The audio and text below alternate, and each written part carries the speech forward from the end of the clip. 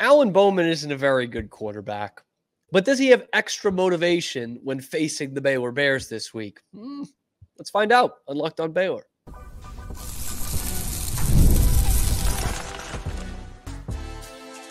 You are Locked On Baylor, your daily podcast on the Baylor Bears. Part of the Locked On Podcast Network, your team every day. What's up, Bears fans? Welcome to another episode of Locked On Baylor, brought to you by FanDuel and part of the Locked On Podcast Network, where it is your team every day. I'm your host, Cam Stewart of ESPN Central Texas and The Cam Show on YouTube via Rogue Media Sports Network. Appreciate y'all making it your first listen today and every day. We're starting to look at Oklahoma State a little bit. Who is going to play quarterback for the Cowboys? And is that advantage Baylor? Or is it not? Plus, we got basketball media days yesterday, and Scott Drew had a good, maybe not great, update about a star player for the Bears. And this offensive line, much maligned the last few seasons, have they turned a corner in a good way? All that and more coming up on this episode of Locked On Baylor. So the Oklahoma State Cowboys come in here on Saturday. Homecoming, continuing the longest homecoming tradition in the United States of America, and therefore the world. Yeah, take that, Missouri. That has been proven scientifically that it is Baylor. Started this game 1909, baby.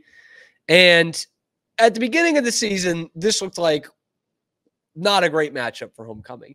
Who schedules Oklahoma State for homecoming? Like, this was a team that could have won the Big 12 and could have been a college football playoff team. Now, as we count down the hours to homecoming Saturday, it's like, oh, well, this is why you schedule this team for homecoming. They're 0-4 in the Big 12. Everything that can go wrong has gone wrong for Oklahoma State. Holly Gordon, supposed to be a Heisman candidate, barely going to get votes for all Big 12 right now. And part of that is the offensive line in front of them. They have had such a mess offensively, specifically at quarterback, and that got even messier in a narrow loss last Friday to BYU. Now, they hung tough with the Cougars, right? BYU needed to score in the last minute to go ahead and seal the win. Of course, that tackling on the last BYU touchdown was very suspect from Oklahoma State, but nice payback last year for the Cougs, who went into Stillwater last year, should have beaten Oklahoma State, a 5-7 BYU team, which was battling for bowl eligibility. But unfortunately for them, the rest of the conference was rooting against them because we didn't want to see a Texas OU Big 12 championship game. And thankfully, we did not. And it went from bad to worse because not only did they lose the game, literally adding insult to injury, but they've tried different quarterbacks the last few weeks because Alan Bowman was just not the guy. And they tried Zane Flores. Well, he got hurt a few weeks ago, out for the season. All right, Garrett Rangel, it's your team now. BYU game, breaks his collarbone, out for the season. And now you are just left with Alan Bowman. Once again, Alan Bowman sitting there on the bench like, well, there's no one here but me. You have no choice. I'm holding you over a barrel. It's Alan Bowman time, baby. And obviously, Alan Bowman's tenure in college football is about as long as 2 presidential tenures, right? And it's just as exciting as 2 Jimmy Carter tenures, really. It's not been a great college career, not glistening, but he did help Oklahoma State get to the Big 12 championship last year. But he was benched this year. Like, other than the fact that he has a very cool amount of yards that he's thrown for, 1738, real ones will remember. He's thrown for 13 touchdowns and 9 picks on the year. And even when he took the Cowboys to the Big 12 championship game last year, again, not a great year for the Big 12, even in taking them to the Big 12 championship game, going into that game, he had thrown just as many touchdowns as he had interceptions. He ends the season with 15 touchdowns and 14 picks. Like, the guy loved throwing the ball to the other team. Just couldn't get enough of it. He loved not getting it 20 yards and certainly throwing underneath to the other team. And I wonder if there's extra motivation for Alan Bowman in this game. The most obvious of which being, the fact that he was benched this year and it was his team last year. He took them to the Big 12 championship game, and now it's no longer his team, and it's got to be him again. obviously that's great motivation. You know, you're going to the Lions Den, you go into a road game that your team has to win, because now you're talking about bowl eligibility for Oklahoma State. And can you ride this out one last time in your college career, as he's going to be old enough to rent the car by himself by the time his college career is done? It's 25, by the way. And so that should be motivation enough, right? But the other thing is, what we will have in a matchup on Saturday between the two quarterbacks is what could have been for Baylor and what is for Baylor. Because might not remember, but in January, February of 2023, they started bringing in, you know, transfer quarterbacks to tour the facility and take a look at the program. And before Sawyer Robertson, it was Alan Bowman. Several sources told me Alan Bowman was on campus. I reported it at the time, working for Inside the Bears, brought to you by SI, may it rest in peace, that Alan Bowman was on campus and was checking out Baylor. And he ends up going with Oklahoma State, and very shortly thereafter, Sawyer Robertson commits to Baylor. I don't know which one was one or two in terms of priority, but certainly they both took a look at the program. And even at the time, I was like, well, I kind of like the Sawyer Robertson kid, even though he's, you know, younger and unproven. Alan Bowman had just wasted 2 years of college football. He spent 2 years at Michigan and hardly took a snap. And you remember him as a tech guy who had kind of lost the zip on his fastball, and was playing in a pretty basic passing offense there. And this might be a little bit different with a team that runs the ball a lot with Oklahoma State. Well, instantly it paid some dividends. Sawyer Robertson didn't play much. Alan Bowman got them to the Big 12 championship game. Don't know if I've mentioned that. But now you've got Sawyer Robertson ascending into, honestly, in the last few weeks, being one of the best quarterbacks in the Big 12. And Alan Bowman, in that same time frame, has been rotting away on the bench for a team that is spiraling down and out of control. So not only does he have that motivation of coming in and being the starting quarterback again and having it be his team again, but this was a program that was interested in him. And they end up going with Sawyer Robertson. I don't know which decision was made on which end, but this could be a good proving ground as Sawyer Robertson is ascending for Alan Bowman to be like, yeah, but you could have had me. And I don't think any Baylor fan is thinking like that right now. No one's like, oh, damn, we could have had Alan Bowman. Even last year when they played UT for the conference championship, I don't think any Baylor fan was like, damn, we could have had Alan Bowman and his 12 touchdowns and 13 interceptions. We could have had that guy.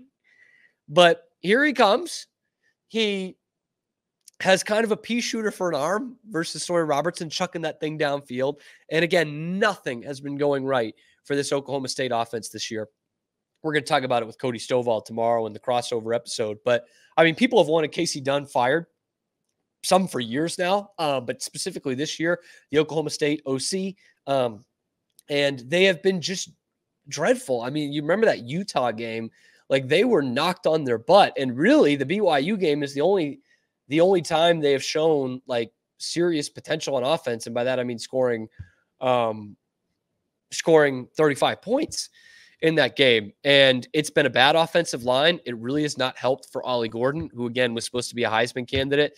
Instead, he's under 500 yards, 6 touchdowns, just 4 yards a carry, which isn't dreadful, right? But I mean, we're talking about more than halfway through the season, and he's not on pace to get to 1,000 yards like everyone thought was just automatic for Ollie. I know he had a big game against BYU last week. I think he had 3 touchdowns in the first half of that game. So maybe he's starting to cook up a little bit, and that's what Casey Dunn's offense needs, is for Ollie Gordon to get going and this offensive line to run block for him. But it's going to feel, hopefully, the way it did against Spencer Sanders in 2021 in both those games, of which you are going to dare Alan Bowman to beat you with his arm. I know this defense is not what it was in 2021. Don't get me wrong. But if they have that ability to say, hey, Alan Bowman, come in here and beat us, Baylor's going to win the football game. And no one will be second guessing, oh, should we have just made a bigger push for Alan Bowman than we did for Sawyer Robertson. Bowman does have a game against the Baylor Bears before. Now, you might forget it because it was in the year 2020, but he did play a game against the Baylor Bears. In fact, he won that game. You remember that game? It was out at Tech in Lubbock, and they won with a last-second field goal. awful, awful game between two pretty bad teams. He went 14 for 23 for 181 and no touchdowns, one pick. That sounds like the Alan Bowman stat line to me.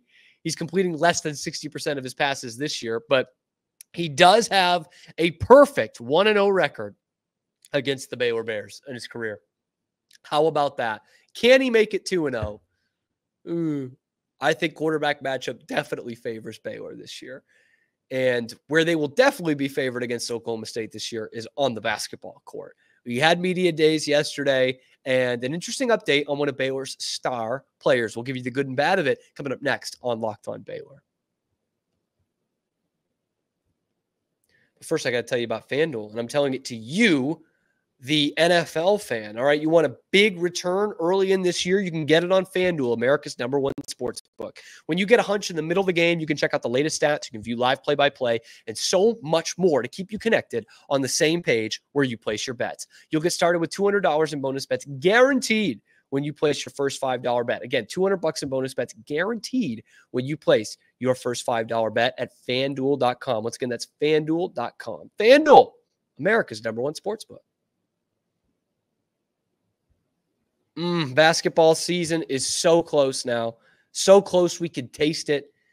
It's what, just about 2 weeks away? We'll be playing games here?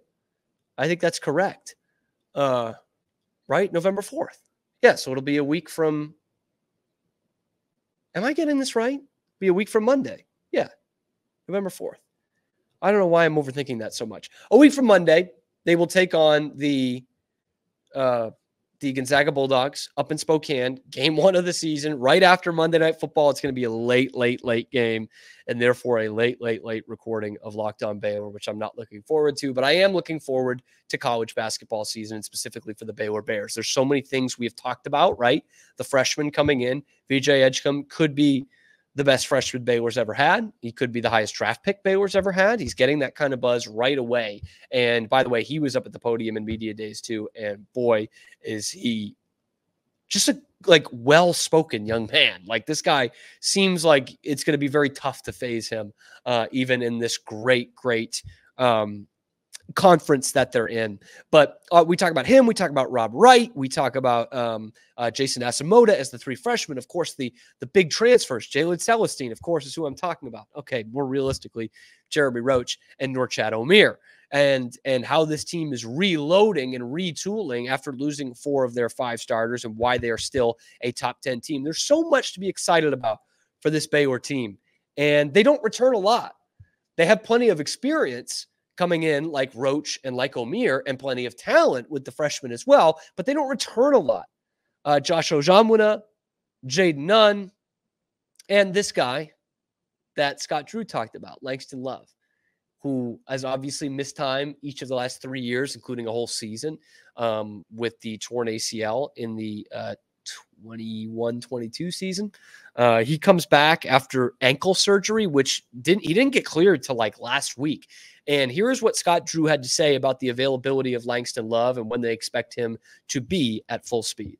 So Langston, extremely excited to have him back in practice, and he's still not doing everything in practice, but he's doing most of it now, and he's somebody that your heart goes out to. He's overcome a lot, from an ACL to an eye injury to a ankle surgery, but he's had a great attitude, great work ethic, and it'll take him still a couple weeks to get caught up to speed, but hopefully by conference he'll be used to everything. And why I say that is he's doing well, but it takes time to blend him with the new players that have been playing together since the summertime already and have developed some chemistry. It's been a weird career for Langston Love, and really through no fault of his own, right? He comes in, high-profile player, Texas high school kid, which we don't get much of anymore. He did play a year at Montverde.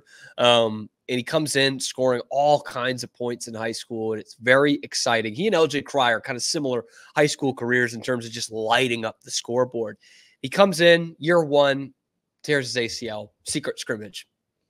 There is no year 1 that year, right? the next year, the eye injury keeps him out of the tournament. It was a weird injury. We didn't know a lot about it. And then last year, 3 separate leg injuries, mostly around the ankle. He has ankle surgery. And again, really just getting cleared to play. And you heard Scott Drew say it in there. It's like he'll be playing for us, but we're ready for him to contribute really around the conference schedule. And so clearly Baylor is going to take this slow and, not try to rush Langston Love into anything. And of course, I think that's the right way to do this, because here's a guy who's just been oft injured, man. Again, you feel for those guys. They don't want to be injured, but he just constantly has nagging injuries. And again, we kind of forget because we didn't see him most of the conference schedule last year. This is a really important piece off the bench for Baylor, and has been every year he's been on the team. And it's been good enough to be a starter. But you know how coaches love to keep guys like that on the bench so that they can play some good minutes, but give you some energy outside of the starting 5. And again, a guy who was averaging at 1.15 points a game last year, like into conference play. That's a big time. There's not many college basketball teams that can bring a guy like that off the bench. There's really not many in America that can do that. And Baylor will have that luxury if he's healthy, because I don't imagine he'll be in the starting lineup. I imagine it will be Roach, Nunn, and Edgecombe at the guard spots in a 3-guard set. And then, Rob Wright and Langston Love off the bench as kind of a second team in the backcourt. But it's, good news and bad news there, right? He's ready to play to a certain extent, or he's getting geared up to play. But he's admitted to you, Scott Drew has, it's going to take a while to get him up to speed and get him to be really a part of this unit that's been working together since June. And Langston Love missed 4 months of that, recovering from that surgery. And if he can stay healthy through that stretch run, that is a big time boost for Baylor. And we talked about the top 4 teams in this conference last week, really top 5 at Arizona in there, 5 teams in the top 10. I think Baylor can be just as good as Kansas if they have a healthy Langston Love in there. I think that's what can separate them from Houston and from Iowa State, based off what we've seen from these other guys and what we expect from VJ Edgecombe. I think someone like that can give you double-digit scoring off the bench, inside and outside, and some pretty good defense too. Again, not many teams in America can give you that. Baylor hasn't really had that full-time since Matthew Meyer on the championship team. Like, that's something that gets lost in that 2021 team. Is obviously they played great defense. They were the best 3-point shooting team in the country. Great defense by the eyeball test, maybe more so than the metrics. But you can point to those things as something they haven't necessarily had since 2021. But when I go back and I watch those highlights, I'm like, you know what really they don't have, and most teams don't, is a Matthew Meyer off the bench who can guard a couple of different positions. Obviously him a little bit more so than Langston, but Langston can guard a couple of different positions and can score inside and outside, very switchable. You had in that Villanova game, Matthew Meyer comes off the bench in the tournament and gives you like 20 and 10. That's what separates the pretty good teams that can contend for the title and the great teams. That was a big reason why Baylor was a great team that year. And they have not had that since. They almost had it with Sohan, but by the end of the year, you need to start him and run some offense through him, which is not what you had with Matthew Meyer the year before in 2021. So again, if Langston Love can be healthy down that stretch run, it's a big if, but if he is that is an X factor for Baylor. And I know it's something we hear all the time, but that is giving the Bears something that most teams do not have. So it stinks because you have a tough non-conference schedule where you're probably going to need a full speed Langston Love. Some of those games, obviously the first 2 of the season come to mind, at Gonzaga and in Dallas against Arkansas, at Storrs, Connecticut. You'd need someone like that, but he'll be out there hopefully and contributing something. But once you get to that conference schedule, that's where I'm like, hey, maybe let's reserve a little bit of judgment on Langston Love if he's looking sluggish or turning the ball over a little bit or not as quick on defense. Let's remember this is a kid who was just cleared from ankle surgery, so probably need to give him some slack until that conference season comes around, and that's at least what we've heard early. But if you get him, boy, do things really help and you go into your favor in terms of winning this conference, which will be almost as impressive as winning the national championship, winning the Big 12 in the regular season. And if the Baylor football Bears want to get some more wins in the Big 12 this season, they're going to need their offensive line to have really turned the corner, which it looks like they might have. Let's go over some of that coming up next on Locked On Baylor. But first, I got to tell you about a returning sponsor in PrizePicks. Guys, I love it. It's the number one place to get real money, sports, action, live, daily fantasy, all the fun stuff. You can now win up to 100 times your money on PrizePicks with as little as only 4 correct picks. Only 4. It's the best way to get action on sports in over 30 states, which includes the great state of Texas. Sign up today and get $50 instantly when you play $5. You don't even need to win to receive the $50 bonus. It's guaranteed. Okay, and so you're looking at things, you think Justin Jefferson is going to get more than, let's say, 83.5 yards, or Christian McCaffrey when he's back running for more than 75 yards. You can cook up your hot takes with your friends and win real money this football season when you and your crew run your game on PrizePicks. Okay, download the app today and use the code LOCKEDONCollege to get $50 instantly after you pay your first $5 lineup. Repeat offer and promo code. Download the app today and use code LOCKEDONCollege to get $50 off instantly after you play your first $5 lineup. It is highly encouraged to voice the following PrizePicks tagline, so I'm going to do it. PrizePicks, run your game. I just did that to see if you guys were still paying attention. Speaking of paying attention, they have paid attention. The Baylor Bears have paid attention to you, to me, and to some of the other talking heads in the media that said, hey, if this team can't run the ball, they ain't going to do anything, okay? And they went out there on Saturday against Tech and they ran the ball.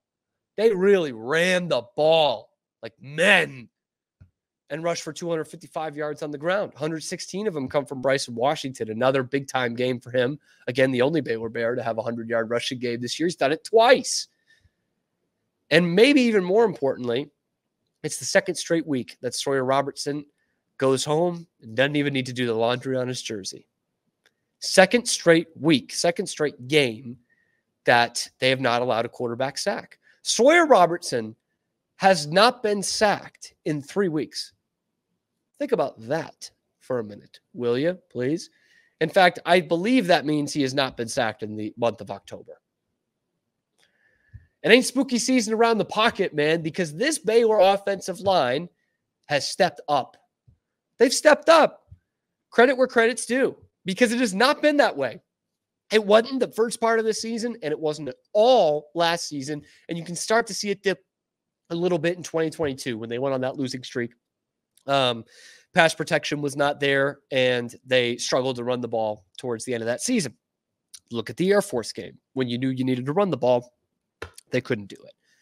And it was Swiss cheese last year. I mentioned how big a factor it would be in the Tech game because, again, in 2023, when you wanted to, Google AI search like, hey, ChatGPT, show me how bad Baylor football offensive line was 2023, they would have given you the Tech highlights when Blake Shapen got sacked 6 times and it should have been more. And I got that great screen grab that I tweeted out of one of the Barrington brothers just blocking nobody as Blake Shapen is just getting absolutely suplexed behind him. So it wasn't that.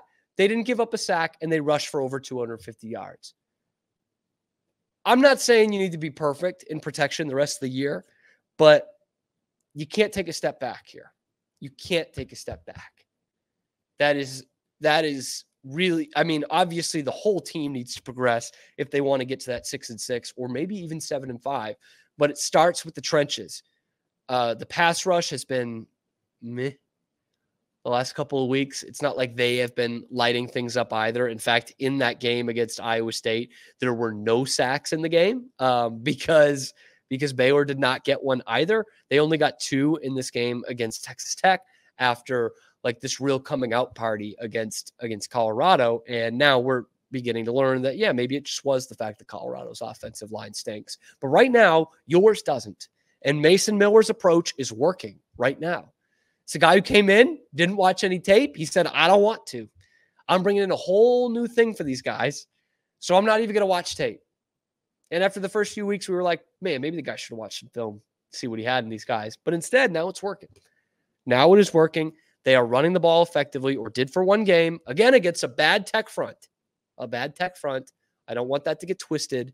It's not like they were going up against a really good, Texas Tech front 4, front 7 that was really going to stuff the run against you. But this is an opportunity to keep this thing moving. Again, back-to-back home games, man. I worry about it because this team has been poor at home the last 2 years and have really fallen behind quite a bit. But this looked like a new team on Saturday.